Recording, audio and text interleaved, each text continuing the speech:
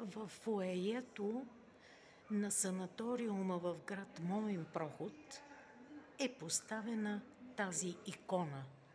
Иконата е на свети великомъченик Пантелеймон, наричан още Лечител.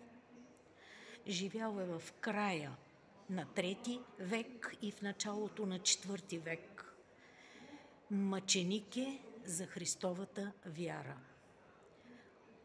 Останал в паметта на хората като лечител и покровител на лекарите и акушерките.